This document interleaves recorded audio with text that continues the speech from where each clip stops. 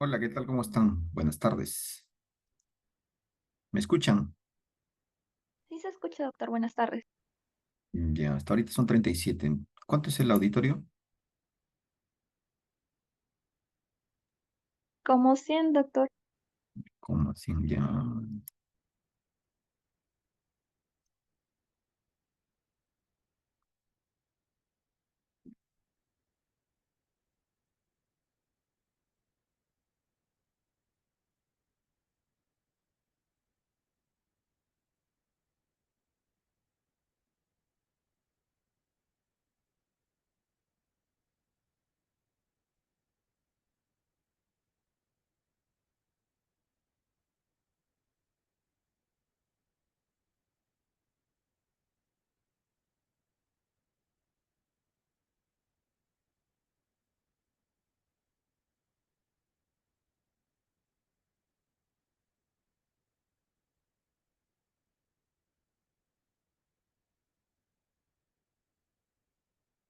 Ya. ¿Me escuchan?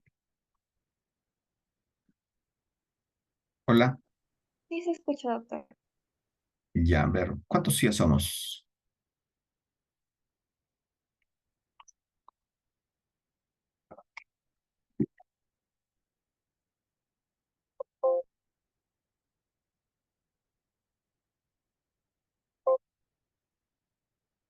Bueno, vamos comenzando entonces, ¿correcto? ¿Ya?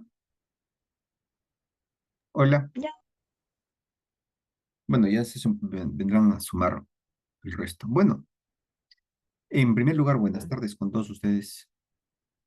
Eh, Hoy día vamos a hablar sobre diabetes gestacional y vamos a darle una mirada un poco más somera al tema de las enfermedades tiroideas vinculadas al embarazo, ¿no? Tanto el hipertiroidismo y el hipotiroidismo.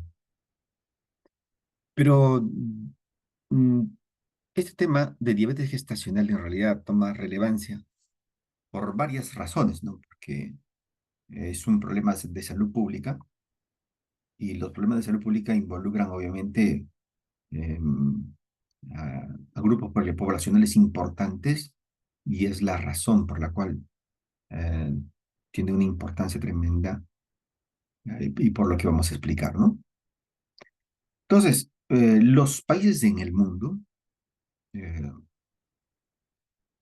se reúnen periódicamente y las Naciones Unidas en el 2011 eh, comenta de que hay un problema importante que se está desarrollando en el mundo, ¿no? Y que es parte de los objetivos del desarrollo del milenio, en el cual uno de los componentes tiene que ver obviamente con las enfermedades no transmisibles. Y en este caso, eh, el secretario general de ese momento, del 2011, refiere que la prevalencia en aumento de la hipertensión arterial, la diabetes y la diabetes gestacional aumentan los resultados adversos en la salud materna y el embarazo, ¿no? Entonces, hace un llamado, obviamente, para diseñar estrategias en todo el mundo, en todos los países del mundo, para poder controlar lo que llaman la epidemia del siglo, ¿no?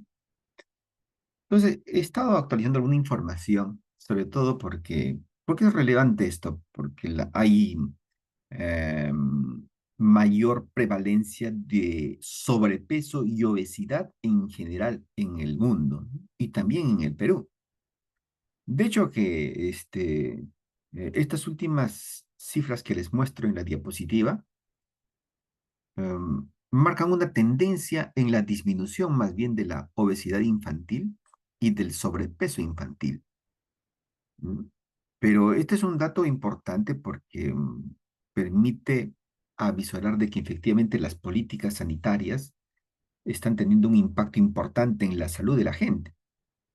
Y el diseño de esas políticas sanitarias viene, bueno, desde el Ministerio de Salud, que en las diferentes gestiones han sabido mantener algunas posturas importantísimas en relación al consumo de las calorías, pues, de parte de la población en general, pero sobre todo de la población infantil.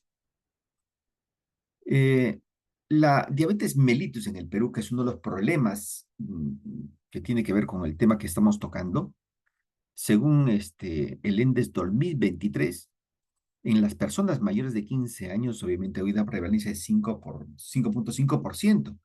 Y obviamente ha subido porque en el índice del 2020 se registraba 4,5%, ¿no? Y de la misma manera, entre el 2014 y el 2022, según el Instituto Nacional de Salud, la cantidad de diabetes en los adultos de 50 a 59 años creció de 6,8% a 10%. Y en los adultos mayores, más de 60 años, de 8,2 a 13,7%, ¿no? Entonces, estos datos sí son preocupantes, ¿no? La cifra anterior que les mostré, obviamente, en la población infantil, pero estos datos en relación a la diabetes mellitus generan un deterioro en la salud de la población, ¿no? Eh, por ejemplo, ¿qué estrategias sanitarias ha implementado el Estado para poder controlar el problema de las enfermedades metabólicas, entre las cuales está la diabetes? Eh, el 2013 se promulga una ley, la 30021, que nace con el objeto de proteger y promover el derecho a la salud pública, al crecimiento y desarrollo adecuado de las personas, pero básicamente para ejercer una persuasión sobre la población, sobre lo que significa las comidas que tienen mucha carga de azúcar, que tienen mucha carga de sodio, que tienen mucha carga de grasas saturadas. Entonces, decreta etiquetar los productos, ¿no? De pronto, esa es una de las posibles razones por las cuales inclusive el tema de la obesidad y el sobrepeso en la población infantil ha disminuido porque la gente está entendiendo de que efectivamente no solamente estos productos, sino también la comida rápida, ¿no? Deteriora la salud de la gente, ¿no? Entonces, cuando nosotros hablamos de diabetes en general, podemos recordar, ¿no? Que existe una diabetes uno o la autoinmune, que usualmente se conoce y ustedes seguramente la han estudiado. La segunda, la que se debe a la resistencia a la insulina, la diabetes mellitus tipo 2, la que es más frecuente. Y la tercera es la diabetes gestacional, que tiene que ver con el embarazo, ¿no? Y otros tipos de diabetes también, ¿no? Em, Entonces, ¿qué cosa es la diabetes gestacional? La diabetes gestacional definida por la OMS dice literalmente es cualquier grado de intolerancia a los carbohidratos que se detecta por primera vez durante el embarazo, independientemente de si persiste o no después del parto. Y vamos a ver que, bueno, es una definición que tiene una explicación en la fisiología y en la fisiopatología de los problemas de diabetes, ¿no? Sobre todo cuando se ve desde el punto de vista de la diabetes gestacional. Entonces, epidemiológicamente podemos describir que la hipoglicemia del embarazo es un problema de salud pública global. La incidencia es de 2% al 14%, pero la prevalencia en el mundo refieren 16%, pero un estudio que hizo el Instituto Materno Perinatal en su población, ¿no? Que acude al instituto, hay una prevalencia de 5,5%, cifra que obviamente tiene algunos sesgos porque solamente incluye al grupos que van a la maternidad de Lima a hacer su atención, pero obviamente no hay un estudio que se haya descrito en la población en general, las gestantes a nivel nacional, ¿no? Y además está muy asociado al tema de la mortalidad materna y la morbilidad materna, la morbilidad e inmortalidad perinatal y con evidencia de consecuencias deleterias a largo plazo para la madre y el bebé. O sea, definitivamente el tema de la diabetes gestacional no solamente es un problema que debuta con el embarazo, sino que trasciende eso, ¿no? Y las consecuencias son mayores inclusive después del embarazo. Además, los efectos sobre el embarazo, en particular sobre el feto, sobre el producto, también son preocupantes. Entonces, eso ha sido motivo de estudio, inclusive ha sido motivo de cambio de conceptos, ¿no? Sobre lo que significaba anteriormente la diabetes gestacional, ¿no? Entonces, hay factores de riesgo para diabetes gestacional. Este es un cuadro, obviamente, que ha sido desarrollado juntando varios estudios, pero que podemos ver con claridad que en el nivel de importancia del muy alto hasta bajo moderado, pero es importantísimo que por lo menos recordemos los primeros entre muy alto y alto, ¿no? Los que están vinculados realmente a el problema, este, y sus resultados perinatales y sus resultados maternos después del embarazo. Entonces, ¿cuál es el factor de riesgo más importante, no? El antecedente personal de diabetes gestacional. Una paciente que ha sido diagnosticada como diabetes gestacional en un embarazo anterior, en el siguiente probablemente desarrolle y se agrave un poco más el tema, ¿no? En las pacientes que tienen índice de masa corporal mayor de 30 o sobrepeso con otros factores, la mujer que ha tenido un embarazo previo con un hijo macrosómico mayor de 4 kilos, ¿no? Y también las gestantes que tienen un familiar de primer grado con diabetes mellitus. También se asocia a la edad materna más de 35 años, a las mujeres que en el curso de su vida reproductiva han tenido el diagnóstico de síndrome de ovario poliquístico, que seguramente ustedes ya llevaron esa clase, y obviamente que tiene que ver con, con una fisiopatología mmm, que, cuyo eje central es el hiperandrogenismo, pero detrás de todo ello existe un problema metabólico, ¿no? Y una ganancia de peso por encima de 20 kilos en el embarazo. Entonces, estos factores de riesgo conllevan a que los operadores de la salud, me refiero a los trabajadores del sector que están vinculados a la salud materna, tienen que identificar estos factores de riesgo como para poder prevenir y evitar, ¿no? Este, que tengamos los mismos problemas, porque de hecho uno puede proyectar y programar, por ejemplo, la ganancia de peso, ¿no? Y evitar que tengamos fetos macrosómicos, hijos muy grandes, ¿no? La ganancia de peso es importantísimo dentro del tratamiento y el manejo de este problema. Ahora, si son pacientes con diabetes gestacional y con cifras de hiperglicemia elevadas, obviamente ahí tenemos que trabajar de la mano con el endocrinólogo para poder normalizar las glicemias, ¿no? Hay otros factores de riesgo también, como los antecedentes de abortos o mortinatos, ¿no? Que es una de las causas de aborto recurrente, por ejemplo, la multiparidad, más de 3 hijos, la hipertensión arterial y también un índice de masa corporal entre 25 y 29,9, ¿no?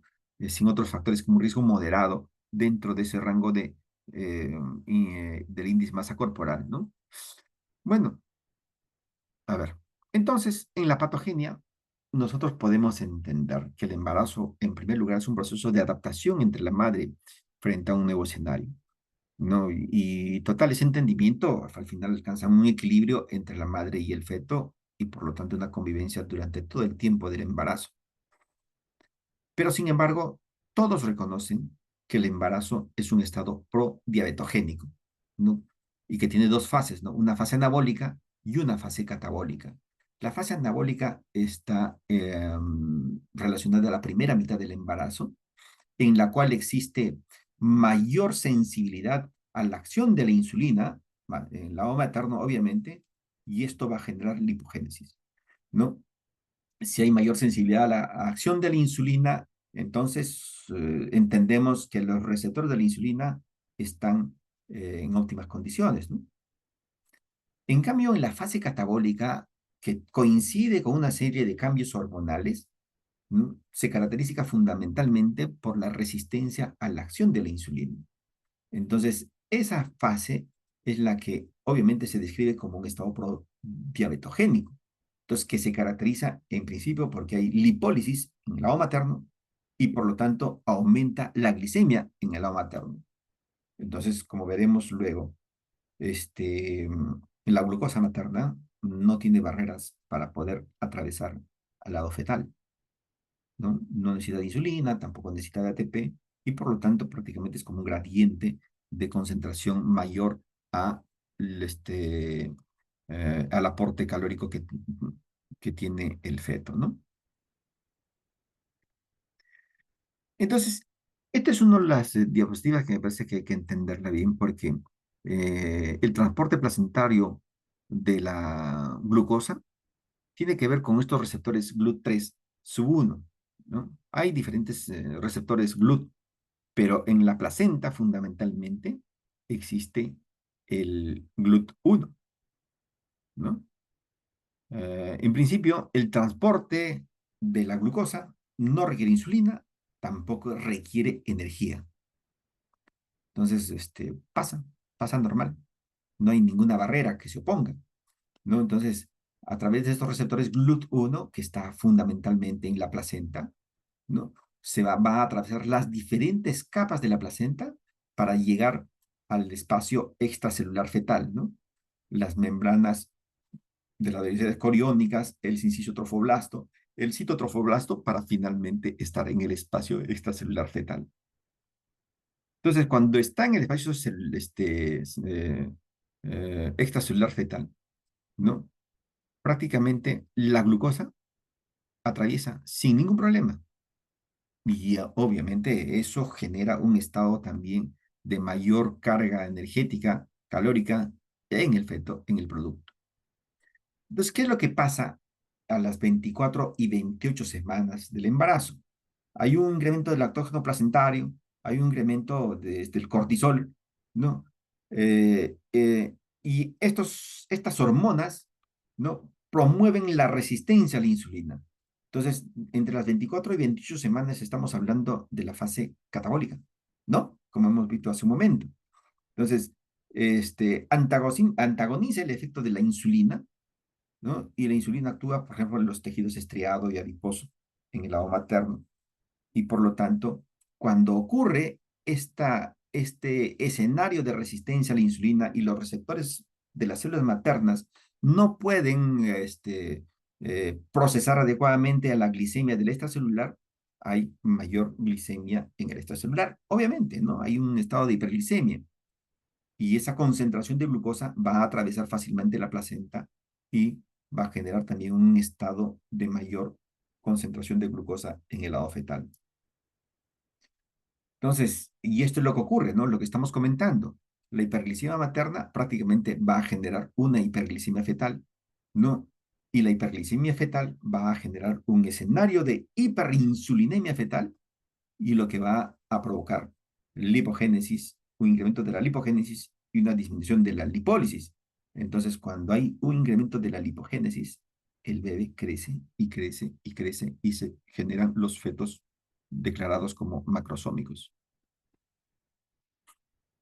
Esta es una lámina también importante para ver cómo es el comportamiento de la insulina, ¿no? En otros espacios, por ejemplo, en relación a los receptores GLUT4.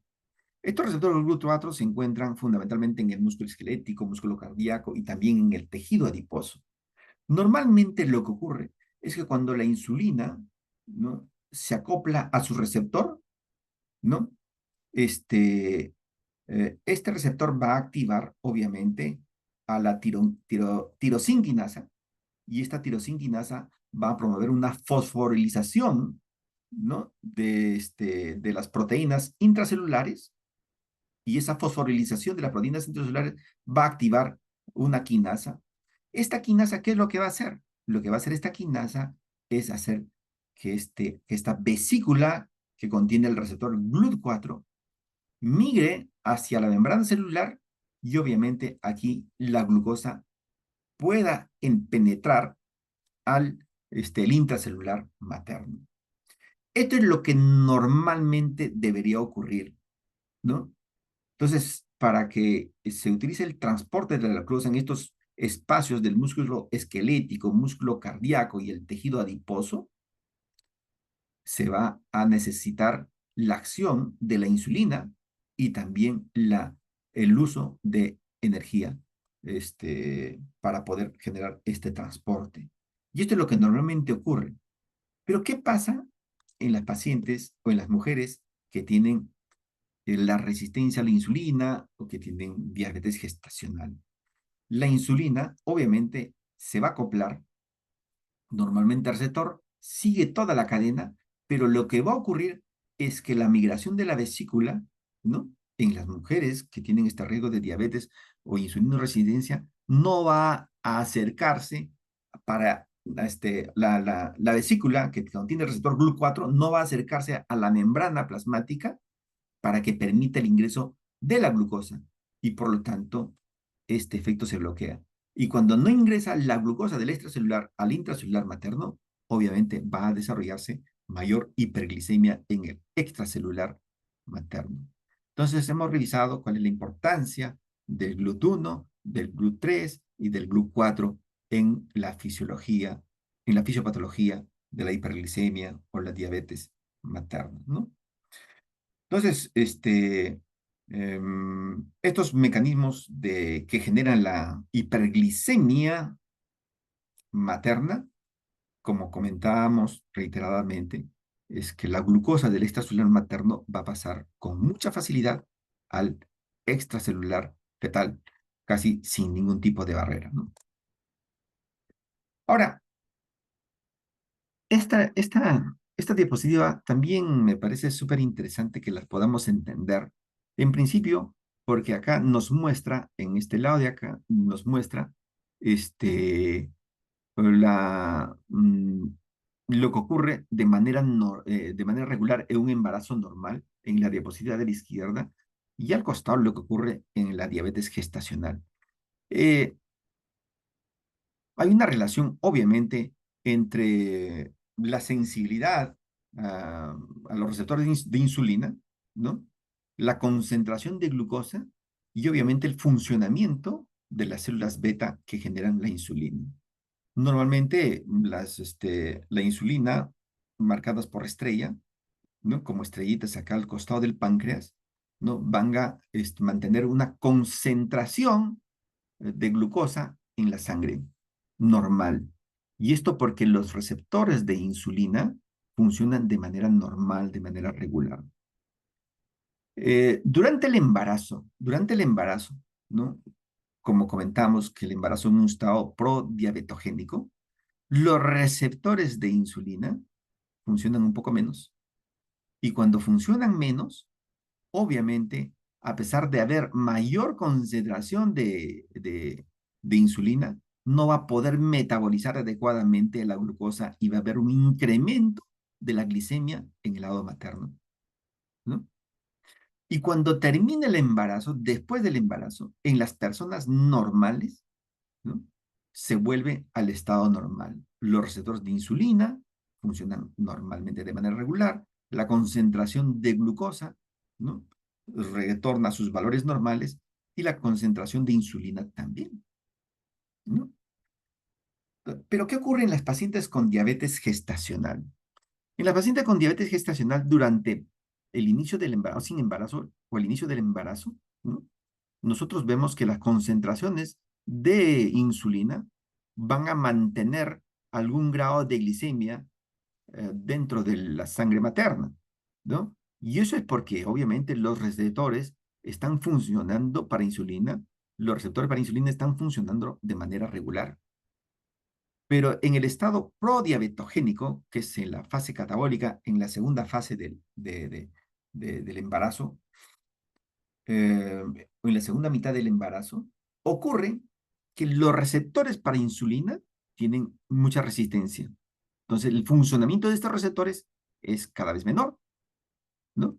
Y esto ocurre y genera que la acción de la insulina sobre la glucosa materna no tenga mayor efecto y aumente la concentración de la glucosa en el lado materno. Y ese estado prodiabetogénico, ¿no? En el cual la glucosa materna, de acuerdo a este esquema, se puede mostrar este, eh, cantidad incrementada,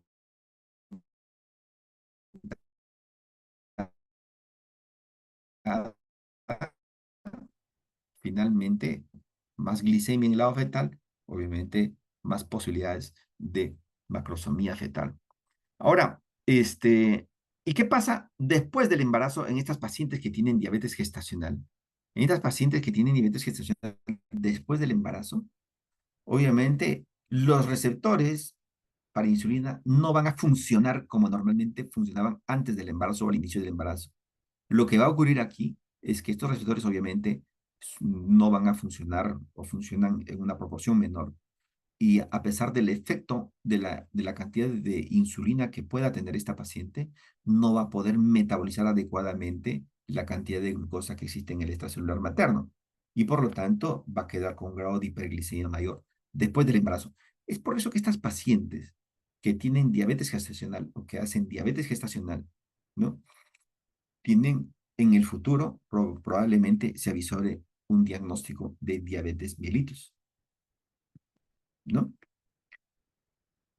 Y esta lámina también nos permite entender algo de eso, ¿no? Ustedes saben que dentro de los factores de riesgo está no solamente el tema mm, de la carga genética, ¿no? Existen otros factores que están descritos en esta lámina que van a generar insulinoresistencia, ¿no? Por ejemplo, la raza, la inactividad física, la obesidad, la composición de la dieta, ¿no? Y los que han tenido síndrome de ovario poliquístico, ¿no? O hipertensión.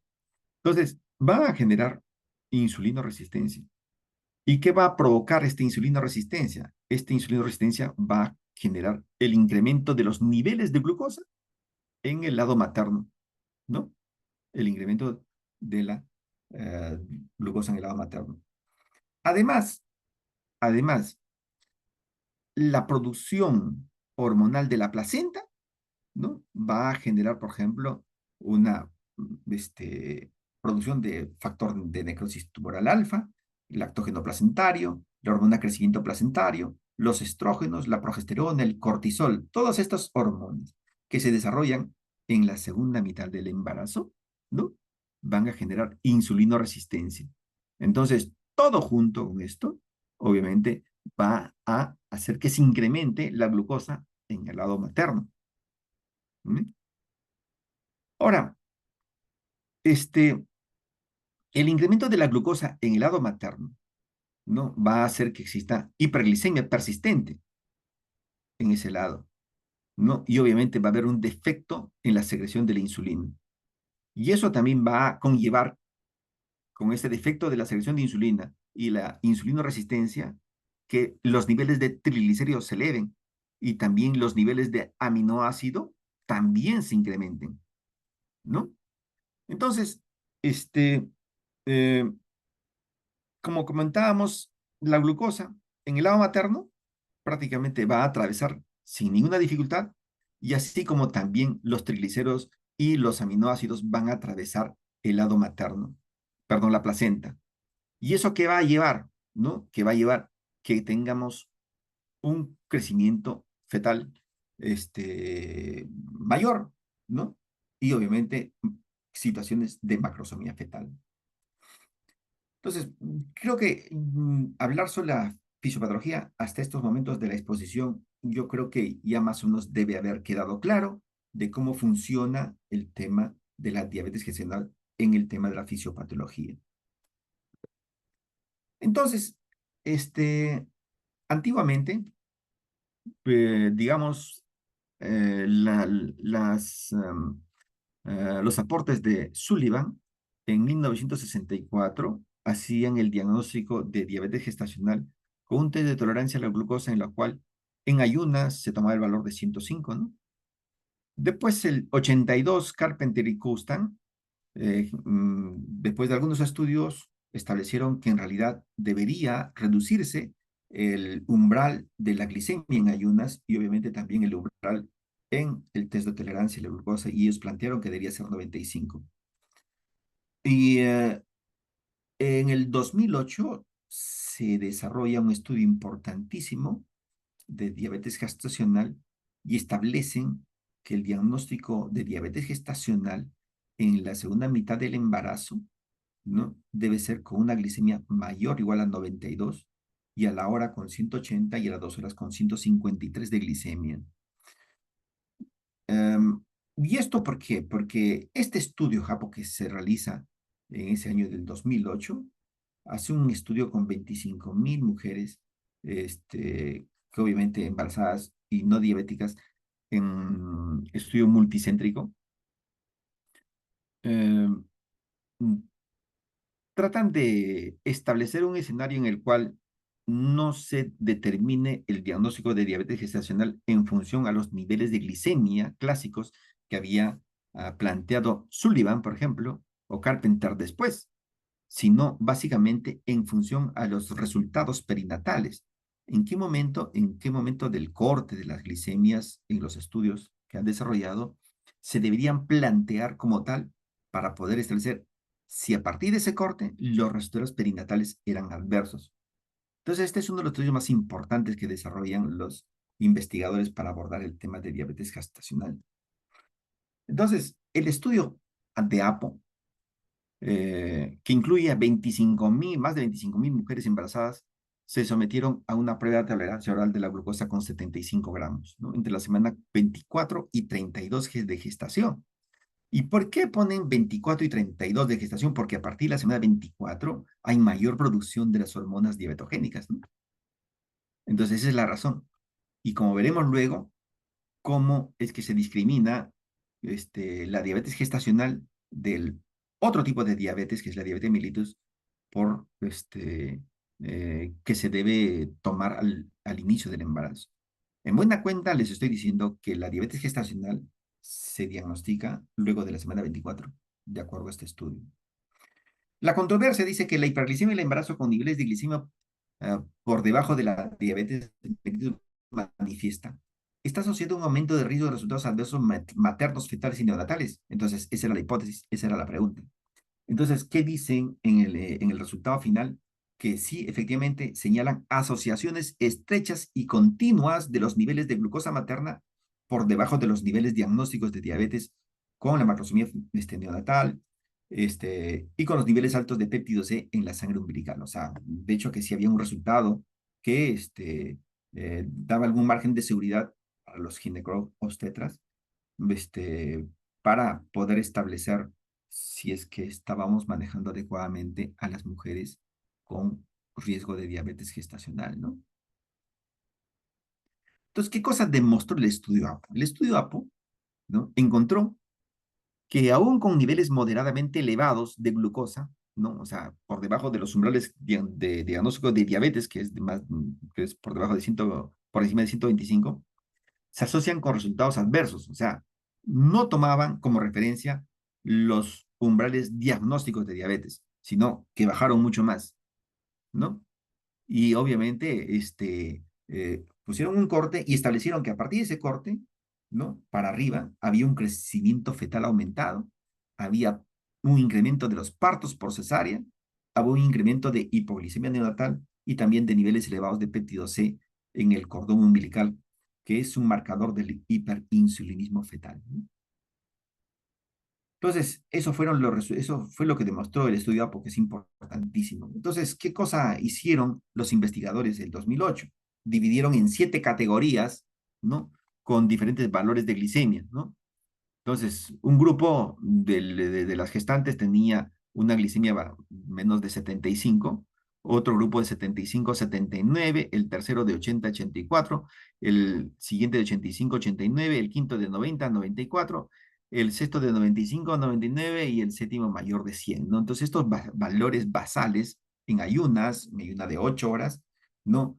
Establecieron rangos distintos. Entonces, vieron en qué momento era el problema de los riesgos que finalmente demostraron que presentaban unos resultados perinatales adversos.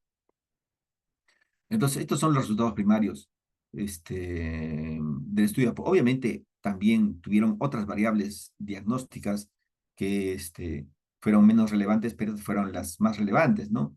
El crecimiento fetal por encima del percentil 90, ¿no? La necesaria cesárea, ¿no?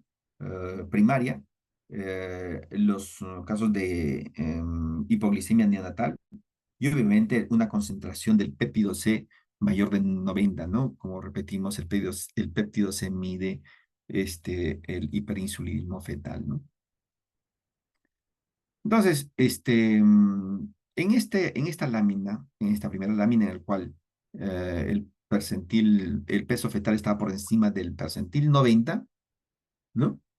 Eh, demuestra que a mayor glicemia materna, mayor es la frecuencia de macrosomía fetal, ¿no? Ese es un hecho tremendo que establecieron. Conclusión, la hiperglicemia materna, incluso moderada, aumenta el riesgo de crecimiento fetal.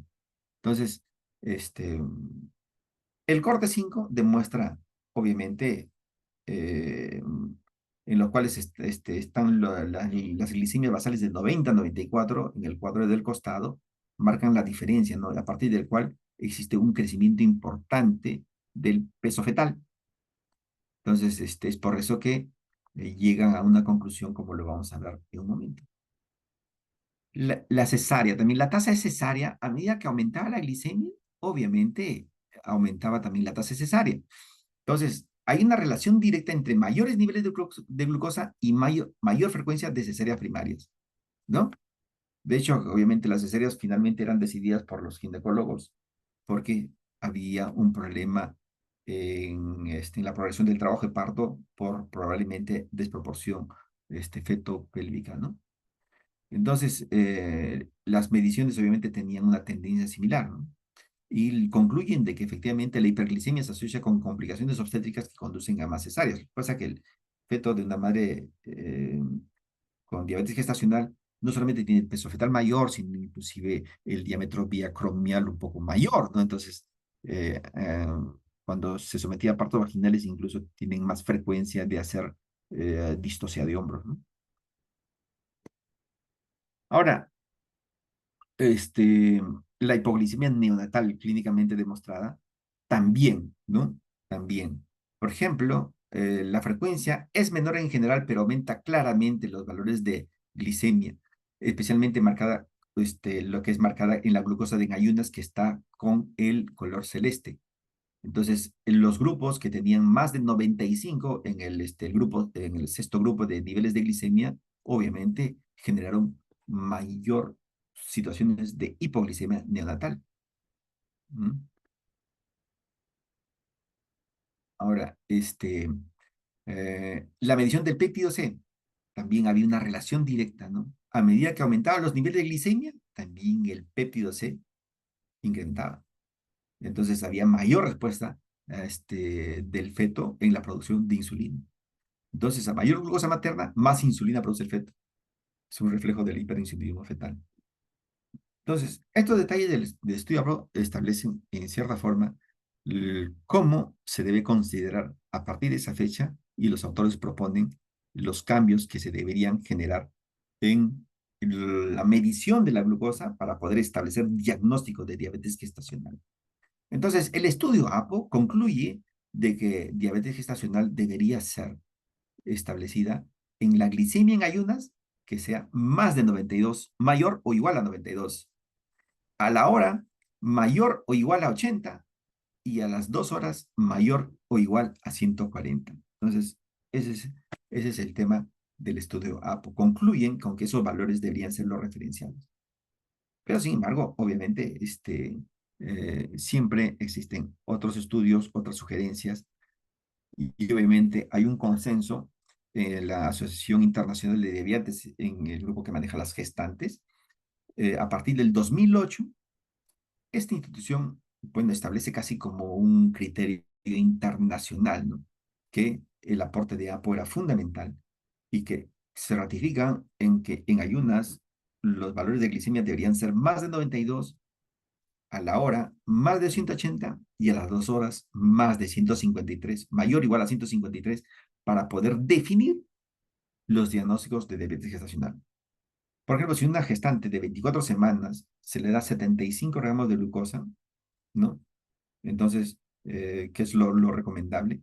Si nosotros encontramos, retrocedo un poquito, si nosotros encontramos en la glicemia basal, una glicemia basal mayor o igual a 92, ya no va a ser necesario hacerle el test de tolerancia, simplemente ya estamos en el diagnóstico de diabetes gestacional con una sola toma. Pero, por ejemplo, si yo puedo tener una glicemia de 89, 90, 91, 88, tengo que persistir en el estudio. Entonces, tengo que medir a la hora después de darle 75 gramos de glucosa, ¿no? Entonces, si los valores son ahí mayores o iguales a 80, ya quedamos el diagnóstico. Pero si son menores a este valor, entonces tengo que aún concluir con el estudio a las 2 horas. Y si a las 2 horas el resultado es mayor o igual a 153, entonces ya hago el diagnóstico de diabetes gestacional. Pero si los resultados arrojan en todas las pruebas menores a esta cifra, entonces, según este consenso y según el estudio de APO también, no podemos entrar en el diagnóstico de diabetes gestacional, porque por encima de estos valores, los resultados perinatales adversos nos complican la vida a los ginecobstetras, ¿no? Entonces, en la actualidad, obviamente, se establecen los criterios diagnósticos de la diabetes gestacional en función de los resultados perinatales. Clásicamente existen, y es importante comentarles, existen dos tipos de estudio. Un estudio de un paso, el estudio de 2 pasos. El estudio de 2 pasos prácticamente muy pocas instituciones lo usan. Casi la mayoría, es más, en el hospital estamos discutiendo una guía de atención conjuntamente con los endocrinólogos, los nutricionistas y los de laboratorio, patología clínica, en la cual estamos generando nuestra guía en función al diagnóstico de un solo paso, ¿no? 75 gramos de glucosa, ayuno de por lo menos 8 horas, de 8 a 14 horas, y obviamente estos son los valores en ayuno, de 92 a la hora, 180 a las 2 horas, 153. O sea, en ayuno mayor o igual a 92 nos hace el diagnóstico de diabetes gestacional. A la hora, una glicemia mayor o igual a 180 nos hace el diagnóstico de diabetes gestacional. Y a las 2 horas, ¿no? Si nosotros encontramos una glicemia mayor o igual a 153, también establecemos el diagnóstico de diabetes gestacional, ¿no? Entonces, las mujeres con historia de diabetes gestacional se tiene que evaluar las 4 a 12 semanas después del parto con 75 gramos de glucosa para ver si ya están desarrollando la diabetes mellitus insulino dependiente, ¿no? Y la evaluación debería ser cada 3 años, ¿no? Entonces, lo de 2 pasos se lo dejo para que le den una mirada, pero los criterios diagnósticos fundamentalmente es a través del estudio de un solo paso. Entonces, nosotros vemos el cuadro clínico eh, con criterios de sospecha, ¿no? Por ejemplo, si nosotros en la evaluación a las 29 semanas vemos una altura de 34, 35 centímetros, entonces nos llama la atención, ¿no? Porque no debería ser así. Entonces, de establecer un feto grande, ¿no? Y que tenga, por ejemplo, polidramios, que también es una de las características de la diabetes o la diabetes gestacional también. O de repente se ha desarrollado una muerte fetal súbita intrauterina.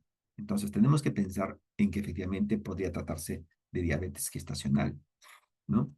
Y obviamente hace una valoración de los factores de riesgo que hemos establecido, cuáles son los de mayor riesgo, los de riesgo y los de mediano riesgo, ¿no?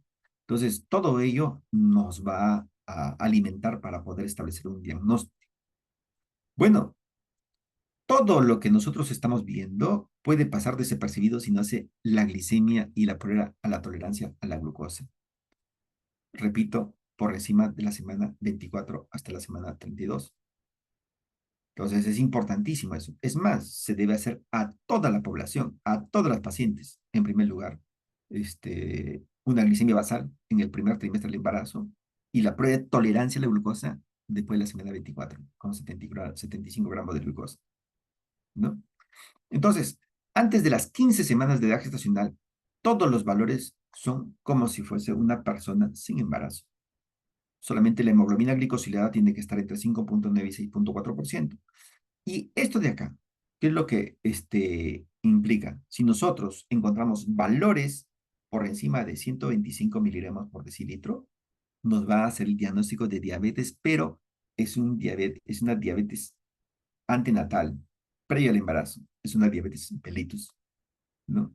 Que no es diabetes gestacional, es una diabetes tipo 2, ¿no? En cambio, el diagnóstico de diabetes gestacional, ya sabemos ya, con un solo valor en la prueba de tolerancia a la glucosa, como ya lo hemos comentado repetidas veces el día de hoy.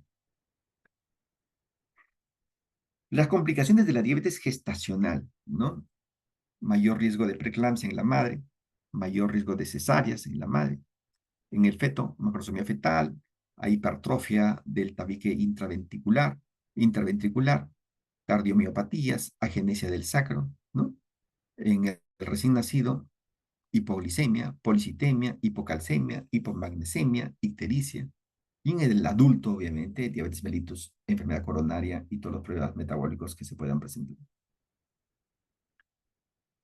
Ya, el control obstétrico de la diabetes gestacional, obviamente, hay que hacer un monitoreo materno-fetal estricto, ¿no? El control de la, descartar una hipertensión arterial crónica, las glicemias seriadas, ¿no? Cuando se establece, si ya se ha establecido el diagnóstico de diabetes gestacional, ¿no? Hay que cuidar de las infecciones y obviamente una evaluación con ultrasonido de manera periódica para ver cómo está yendo el crecimiento fetal. Y esa evaluación por ultrasonido tiene que ver, por ejemplo, con una ecografía genética de inicio de embarazo, obviamente una ecografía morfológica entre las 18 a 24 semanas de embarazo, ¿no? Para evaluar las malformaciones fetales, hay que valorar el crecimiento fetal, ¿no? Si la circunferencia abdominal está por encima del 75%, eso quiere decir que el bebé está engordando, ¿no? La valoración del líquido amniótico, porque hemos comentado de que estos casos de eh, hiperglicemia van a un estado de eh, polidramios, ¿no? La ecografía morfológica entre 18 y 22 semanas, ecografía Doppler luego de la semana 26 y perfil biofísico luego de la semana 32, ¿no? Es importante hacer este tipo de monitoreos y vigilando sobre todo los movimientos fetales porque hay algún grado de riesgo de que pueda haber una muerte fetal intrauterina, ¿no? Ese es un detalle que hay que tener siempre presente. Entonces, ¿cómo se maneja la diabetes gestacional, no? Pues hay un manejo no farmacológico y por supuesto tiene que ser una dieta, ¿no? Acá tiene que participar la nutricionista, eh, una dieta nunca menos de 2.000 calorías por día, ejercicios que son importantes, ¿no? Em, los, en realidad, la composición de la dieta, el carbohidrato tiene que ser el 40 a 50% de absorción restrictiva, ¿no? Hay alimentos, hay carbohidratos de absorción restrictiva, por ejemplo, entre la papa y el arroz, pues uno preferiría que sea el arroz, ¿no? Porque la absorción es un poco más restrictiva. Las proteínas en una proporción del 20% y las grasas con predominio de monoinsaturadas entre 30 a 40%, ¿no? Entonces, tiene que haber un manejo con el nutricionista para ver el tema de la alimentación en las mujeres con diabetes gestacional. En general con problemas metabólicos, ¿no? Si podemos diagnosticar una mujer obesa y que no tiene diabetes gestacional, igual hay que hacer un plan de incremento de peso materno en el curso del embarazo.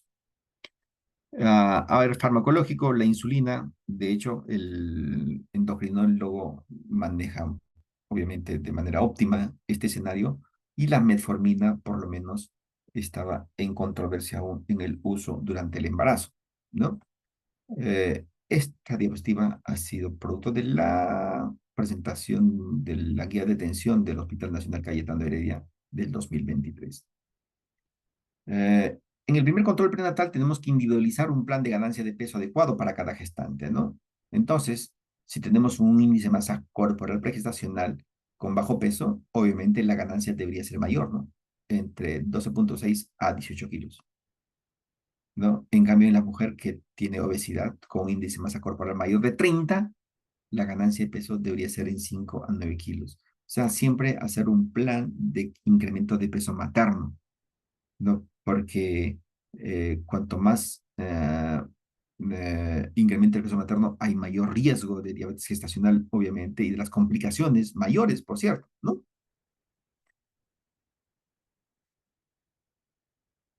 Em, Objetivos del tratamiento, ¿no? Objetivo del tratamiento es que, bueno, tengamos en ayunas estos niveles de glicemia, ¿no? Menos de 92, a la hora postprandial menos de 140 y las 2 horas postprandial menos de 120. Entonces son más o menos los criterios que también se establece en el protocolo, en la guía de atención del Hospital Nacional Cayetano Heredia, ¿no? Pero la Asociación de Diabetes Americana, el 2024 dice obviamente que en ayunas debía estar entre 70 y 95, ¿no? a la hora postprandial entre 110 y 140, ¿no? Y 2 horas postprandial entre 100 a 120, ¿no? Entonces, esos serían los objetivos del tratamiento. Entonces, el manejo de la diabetes gestacional es multidisciplinario, no es exclusividad de los ginecólogos ni de los endocrinólogos, también participan los nutricionistas, ¿no?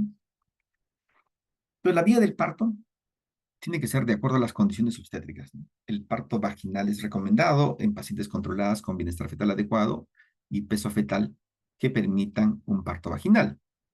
En cambio, cuando vemos que hay un crecimiento mayor del esperado y estamos valorando una desproporción fetopélvica, entonces va a tener que definirse por un parto por cesárea, ¿no? Eh, y a veces es mejor eh, definir esto cuanto antes si es que nosotros vemos que la desproporción es muy evidente, ¿no? Y pueden ir para cesáreas programadas sin necesidad de someterlas a un trabajo de parto, ¿no? Después del posparto, obviamente, hay una variación en la condición metabólica en el puerperio, como lo hemos visto en la explicación fisiopatológica. Entonces, tiene que también generarse un plan de baja de peso después del parto, que es un desafío importantísimo. Algunas mujeres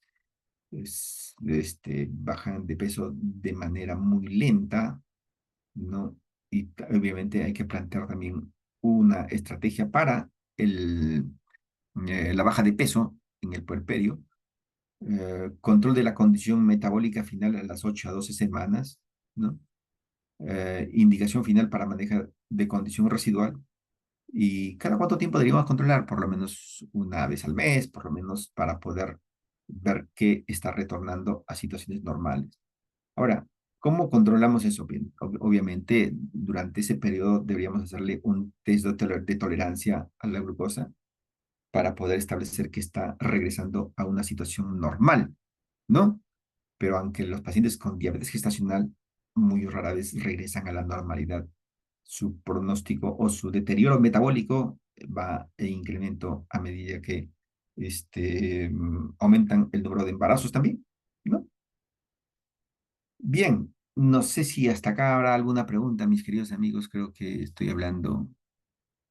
A ver, no sé quién es que toca.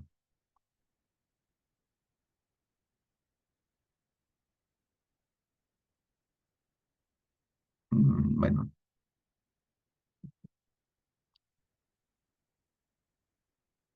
hola, ¿me escuchan? ¿Hay alguna pregunta? Ninguna pregunta, doctor. Bueno, vamos a hacer una revisión sobre este tema de los trastornos tiroideos y embarazo. Y, y como siempre, es importantísimo ver el contexto epidemiológico, ¿no? Entonces, miren, como es una política de Estado en el Perú también, los problemas tiroideos en el Perú. Desde el 2014, en una publicación de Peruano, que es el diario oficial del Estado peruano, el 29 de enero del 2023, lo publican. Dice, ¿no? Desde el 2014 hasta la fecha, el número de casos con hipotiroidismo ha ido en aumento. Alrededor de 1,5 millones de peruanos padecen esta condición causada por la deficiente segregación de hormonas de glándula tiroidea. Las complicaciones van desde la depresión, hipertensión, insuficiencia cardíaca y otras afecciones de riesgo en las personas, ¿no? Entonces, hay una preocupación, pues definitivamente, ¿no? Aunque a veces hay eh, funcionarios que se despreocupan y a veces suceden problemas de brotes epidémicos de algunas enfermedades, pero el tema del control de las enfermedades tiroideas también es parte de una política de Estado, ¿no? Y bien, miren, algunos datos importantísimos, ¿no? ¿Cuál es la prevalencia de hipotiroidismo nacional? Está cercana al 44,5% de toda la población, ¿no? Saquen la cuenta, si somos 33 o 34 millones de peruanos, ¿cuánta población está asociada a problemas de hipotiroidismo? De los cuales, de toda esa población, el 75 al 80% básicamente se presenta en mujeres, ¿no? Hay una preferencia por el sexo femenino, los problemas tiroideos de hipotiroidismo, ¿no? Ahora, La prevalencia en mujeres embarazadas, ¿no? O sea, el 2 al 6% de las gestantes tienen un hipotiroidismo subclínico. Un hipotiroidismo subclínico, ya les voy adelantando, es con valores de TSH elevado y T4 normal. Es un hipotiroidismo subclínico que está asociado a abortos, infertilidad y otras cosas más. Y el de 0,3 al 0,5% se detecta hipotiroidismo franco en el embarazo, o sea, un hipotiroidismo clásico con TSH elevado y obviamente T4 libre bajo, ¿no? O TSH mayor de 10, ¿no? Y ahora, la prevalencia de hipertiroidismo en el Perú, es del 2%, es mucho menos que el hipotiroidismo, casi menos de la mitad. Hay estadios clínicos de hipertiroidismo en 1,3% y subclínico en 0,7%, ¿no? En el Perú, en el embarazo, en la prevalencia en las mujeres embarazadas del 0,1 a 0,4%, que es poquito, ¿no? Un poco menos, ciertamente. Entonces, ¿qué es lo que pasa con la hormona tiroidea y el embarazo? El impacto fundamentalmente es en el feto, porque como ustedes ven en esta diapositiva, en el curso del embarazo, obviamente, si hay una deficiencia desde el primer trimestre, se va a afectar la proliferación de neuronas y el inicio de la migración neuronal, ¿no? Entonces, eso tiene que ver muchísimo con el pronóstico postnatal. En el segundo trimestre se puede afectar la corteza, donde están las funciones superiores y el hipocampo, ¿no?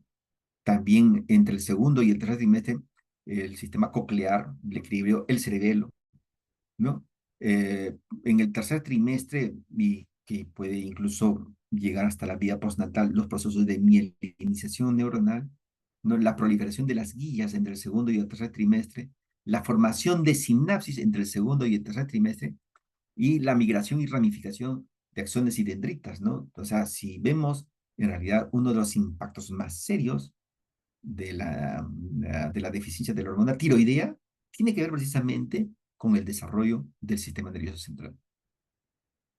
Entonces, como vemos nosotros en la parte inferior de la diapositiva, las concentraciones de hormona tiroidea, ¿no? En el primer trimestre, fundamentalmente, el feto depende de las concentraciones maternas, ¿no?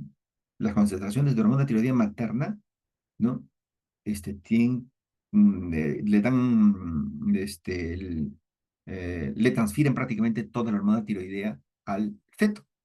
En cambio, entre el segundo trimestre y el tercer trimestre, ya prácticamente hay una combinación entre la hormona tiroidea sintetizada por la mamá con la hormona tiroidea del feto, ¿no? Y obviamente en la etapa postnatal, básicamente la hormona tiroidea depende de la producción que se desarrolla en el recién nacido. Estos son los rangos de referencia, los percentiles, de acuerdo a el tiempo de embarazo, ¿no? Pero los rangos de referencia en general van de 4 miliunidades por mililitro de la concentración de TSH a 0,4, ¿no? Esos son los rangos de referencia. Se supone que entre el percentil 10 y el percentil 90 está dentro de lo normal, pero en realidad todo depende del tiempo del embarazo, como vamos a ver en una diapositiva posterior, creo que la tengo, para que ustedes vean los valores que se pueden manejar en el curso del embarazo que no son estables de la hormona TSH. ¿Ya? Entonces, ¿qué cambios hay en la glándula y la hormona tiroidea durante el embarazo? En principio, debemos recordar que hay un aumento del volumen de la glándula tiroidea entre el 10 al 30%, ¿no? Y por lo tanto, hay un aumento de la producción de hormona tiroidea en un 40 al 100%, ¿no? Y vamos a ver por qué. Luego, aumento de los niveles de hormona tiroidea total con aumento de la proteína transportadora de hormona tiroidea. O sea que ahí es un sistema un poco complejo, ¿no? Aumenta la hormona tiroidea, pero también aumenta las proteínas transportadoras de la hormona tiroidea, que es lo que genera, y generar hormona tiroidea inactiva, ¿no? Y los niveles de TSH disminuyen en el primer trimestre. A ver, vamos a ver, creo que acá tenemos algún detalle sobre este tema. Entonces, en primer lugar, los niveles de TSH disminuyen en el primer trimestre, ¿no? Y luego se normaliza y alcanza un grado de estabilidad a partir de la segunda mitad del embarazo.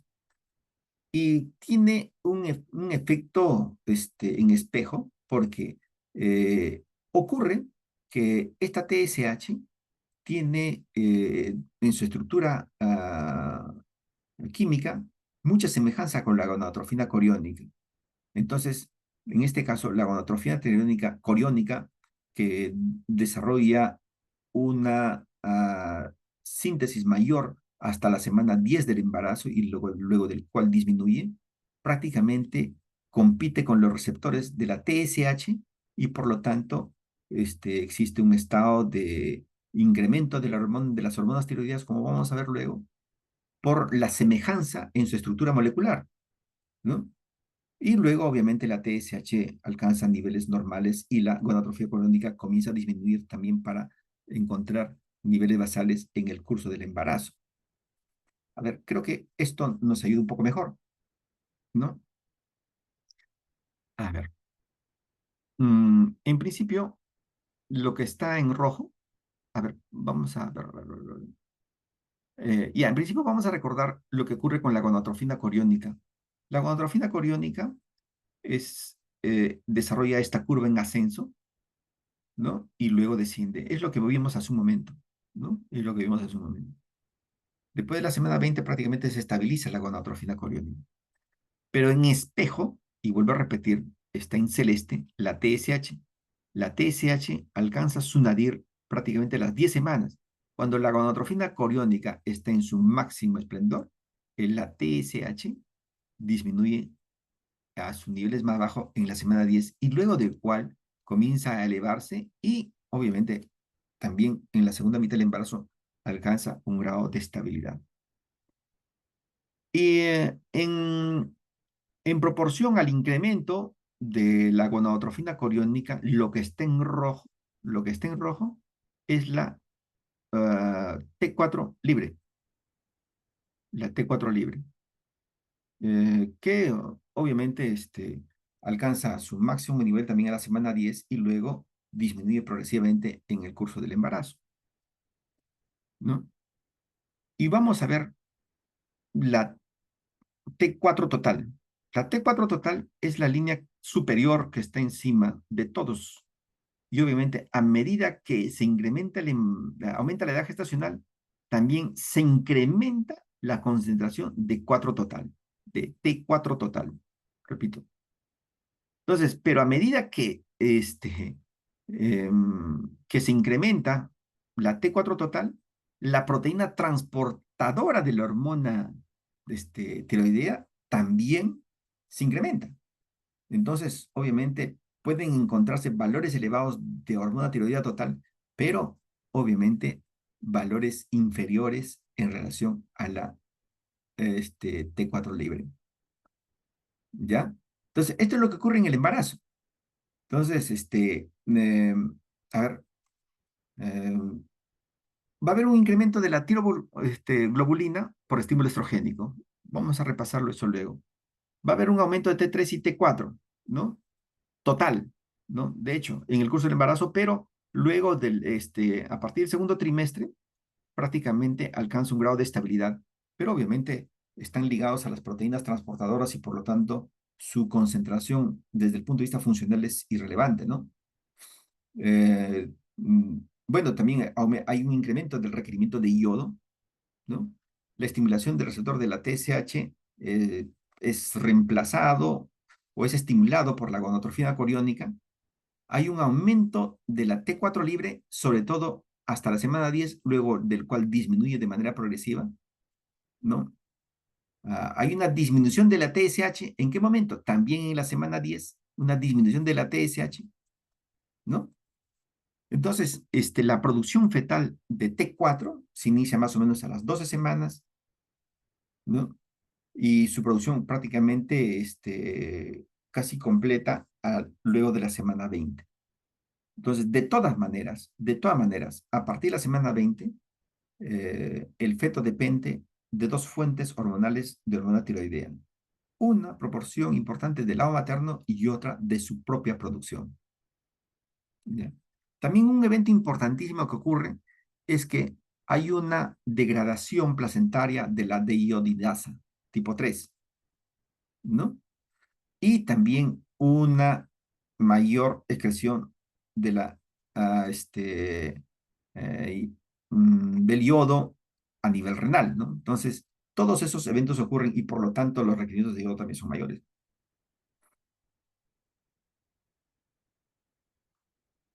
Otra vez, bueno, a ver, vamos con los cambios fisiológicos y los impactos. Cuando hay un aumento de gonadotrofina coriónica circulante, pues repetimos, hay una supresión de TSH, hay una disminución de TSH, ¿correcto? Es el efecto en espejo que les he comentado en las curvas, ¿no? Y un incremento también de T4 libre, eso es lo que se muestra en el gráfico anterior. Cuando hay un incremento de la síntesis de tiroglobulina, la proteína transportadora de la hormona tiroidea, obviamente para que las concentraciones se mantengan, va a haber un aumento de T4 total y de T3 total, ¿correcto? Del mismo modo, hay un aumento de la excreción urinaria de yodo, obviamente va a haber un incremento en el requerimiento de yodo. La activación placentaria de la deiodinasa D3 va a generar una degradación periférica de T4 y D3, ¿no? Y los cambios inmunológicos va a haber una disminución de los niveles de anticuerpos, ¿no?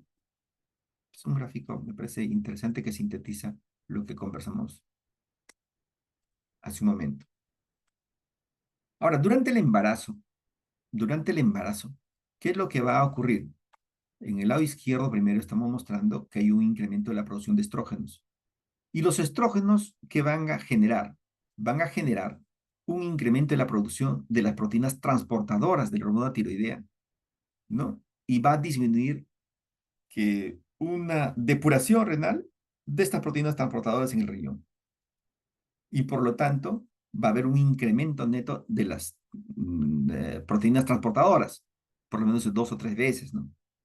Ahora, este incremento de las proteínas transportadoras de globulina van a reducir los niveles de T3 y T4 libre, ¿no? O va a haber un incremento de T3 y T4 propiamente, pero en realidad van a estar capturados, ¿no? Por lo tanto, va a haber menos T3 y T4 libre.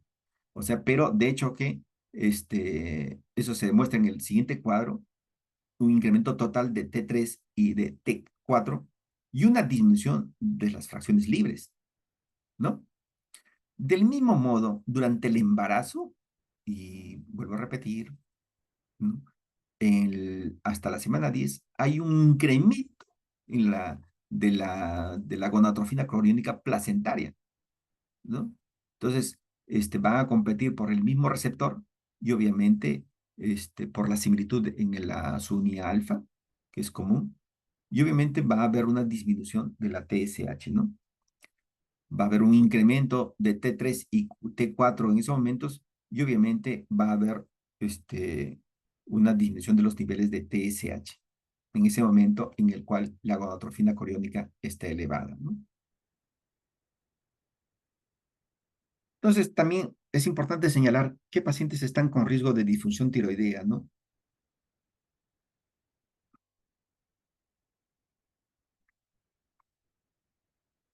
Historia personal de patología tiroidea, hipotiroidismo, hipertiroidismo. Obviamente es importante ver estos antecedentes o disfunción tiroidea, ¿no? Si ha habido bocio, muy pocos se ve ahora, antes éramos mucho más evidente. Los anticuerpos antitiroideos positivos, ¿no?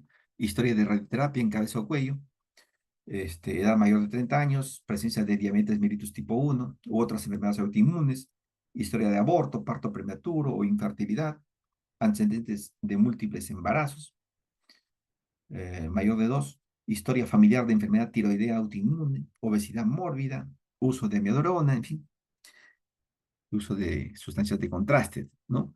Y obviamente residir en un área con deficiencia moderada o severa de yodo, cosa que ya es muy poco porque una estrategia nacional que permitió la reducción drástica de los problemas tiroideos es el uso de la sal yodada en todas partes del Perú, ¿no?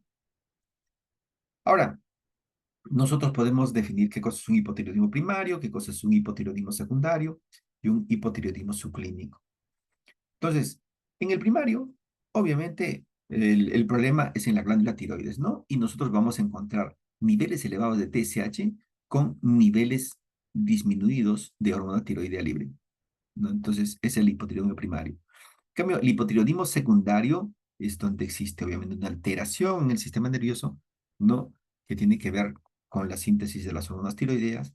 Obviamente, los niveles de TSH, obviamente en el lado hipofisiario, los niveles de TSH son menores y por lo tanto los niveles de hormona tiroidea libre también son menores, ¿no? En cambio, en el hipotiroidismo subclínico, lo que comentábamos es que existe una proporción elevada de TSH con las hormonas tiroideas normales. Entonces, ese es un hipotiroidismo subclínico, ¿ya? Entonces, el hipotiroidismo en gestantes, por ejemplo, si tenemos un TSH mayor de 2.5, vamos a medir vamos a hacer una medición del T4 libre, que es importantísimo, que en realidad nos interesa la, la hormona tiroidea libre, en su fracción libre. Entonces, si hay una disminución de la hormona tiroidea libre, obviamente va a haber un problema de hipotiroidismo clínico, así con seguridad.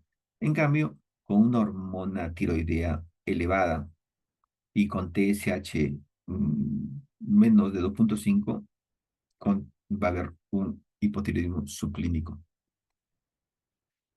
Y esto es lo que les comentaba, ¿no? Los rangos de referencia trimestrales específicos de TSH para el embarazo, ¿no? El primer trimestre, más o menos, es en este rango de 0.1 a 2.5, ¿no? En el segundo trimestre, 0.2 a 3.0 y en el tercer trimestre, de 0.3 a 3.0. ¿Cuáles son los efectos del hipotiroidismo en el embarazo, no? La mujer con hipotiroidismo va a generar infertilidad, abortos, muerte fetal intrauterina, anemia, hipertensión, preeclampsia, diabetes, ¿no? Entonces, los hijos de una mujer embarazada con hipotiroidismo generan premadurez, bajo peso, muerte fetal, ¿no? Distrés respiratorio, ingreso a cuidados intensivos, daño neurológico, disminución del coeficiente intelectual, cretinismo, convulsiones, retraso de madurez intelectual, en fin, ¿no? O sea, ya lo que nosotros explicamos un poco cuál es el impacto de la deficiencia de hormona tiroidea, ¿no? En el proceso del embarazo, ¿no? Cuanto más precoz, obviamente, hay una lesión más severa, ¿no? Bueno, este es un casito clínico que es de pronto, deberían más o menos revisar. Se trata de una mujer de 27 años con un antecedente diagnóstico de hipertiroidismo y aborto espontáneo. Interrumpe tratamiento con propiltirouracilo por intolerancia al medicamento, ¿no? Entonces, le dan yodo radioactivo y se le aconseja obviamente no embarazarse por lo menos durante 6 meses, pero 2 meses después de la terapia con yodo radioactivo se inicia tratamiento con levotiroxina porque ha pasado la condición de hipotiroidismo, ¿no? Este, y se le da 75 microgramos por día, ¿no? Luego de 7 meses retorna a sus controles y se le diagnostica un embarazo de 6 semanas. Entonces, ¿qué es lo que tenemos que hacer ahí? A ver, bueno, pongámonos en este caso. Un hipotiroidismo en esa mujer con anti-TPO positivo. Entonces, ¿cómo tiene que ser el manejo de la hormona tiroidea? En función a los niveles de TSH. En la parte inferior está el rango de los niveles de TSH. Entonces, una mujer sin historia previa de hipotiroidismo no necesita tratamiento con levotiroxina, ¿no? Pero si ya tiene una historia previa de hipotiroidismo, necesita un reajuste del 20 a 30% de la dosis de levotiroxina, ¿no? Entonces, obviamente con su beta positiva. Eso es con un rango de TSH menos de 2.5, ¿no? Pero si es un anti-TPO positivo, se tiene que considerar, y los valores oscilan entre 2.5 y 4, se tiene que considerar el tratamiento con levotiroxina, ¿no? Hay que considerar el tratamiento con levotiroxina. Y obviamente con antecedente de infertilidad y aborto recurrente con mayor razón. Ahora, si el anti-TPO positivo y la TSH está entre 4 y 10, obviamente la recomendación es siempre tratar con levotiroxina, ¿no? Ahora, Si es más de 10 y sin ninguna duda y fuertemente recomendada, hay que utilizar levotiroxina. En cambio, cuando hay un anti-TPO negativo, si los valores son de TSH medidos están por debajo de 2.5, no necesita tratamiento con levotiroxina. Y menos de 4, tampoco. Y entre 4 y 10 se puede considerar el tratamiento con levotiroxina dependiendo obviamente de las cifras también de la hormona tiroidea libre. Y si los valores de TSH están por encima de 10, es muy recomendado iniciar tratamiento con levotiroxina. Ahora, para terminar esta laminita pequeña, la sospecha de hipertiroidismo. Obviamente, si el hipotiroidismo, el TSH está elevado, en el hipertiroidismo el TSH está disminuido, ¿no? Obviamente hay diferentes escenarios, por ejemplo, una condición asintomática en que no pasa nada, ¿no? Y que en el curso del embarazo pueda desarrollar náuseas, vómitos y baja de peso, o puede generar bocio, taquicardia, exoftalmos y baja de peso, que puede ocurrir. Entonces, si en ese escenario y existe alguna sospecha, por ejemplo, de náuseas, vómitos, baja de peso, y no puedes manejar, por ejemplo, las situaciones de hiperremesis gravídica, obviamente los niveles de beta-HCG son importantes, ¿no? Hay que medir T4 libre, T3 y el anticuerpo antirreceptor de TSH, que es el TRAP, ¿no? Ahora, si es que nosotros tenemos un TRAP negativo, una beta-HCG muy elevado, un T4 libre normal o, o con un leve incremento, entonces probablemente estemos en un escenario de un hipertiroidismo gestacional transitorio, ¿no? O una hiperremesis gravídica. Obviamente en este escenario no requiere tratamiento antitiroideo, solamente sintomáticos, porque este proceso se va un poco a equilibrar en cuanto disminuya la BTSCG y se restablezcan los otros valores normales, que eso ocurre fundamentalmente después de las semana 16, 20 de embarazo, ¿no? Ahora, por ejemplo, si existe un TRA positivo, una T4 libre elevada y una T3 elevada, entonces sí estamos claramente ante la sospecha de un hipertiroidismo de enfermedad de Graves, ¿no? Y ahí esto lo tiene que manejar el endocrinólogo, porque obviamente ellos tienen que monitorizar adecuadamente, tratar de controlar los niveles eh, de hormona tiroidea, ¿no? Bueno, eso es todo, mis queridos amigos. Me demoró 1 hora y 20 más o menos en la exposición. No sé si existe alguna pregunta. Todo claro, doctor. Bueno, espero que esté claro. Les voy a preguntar todo lo que está mostrando en las diapositivas. Voy a elaborar las preguntas, pero creo que en el tema de diabetes me parece que es importantísimo darle una mirada, repasarlas.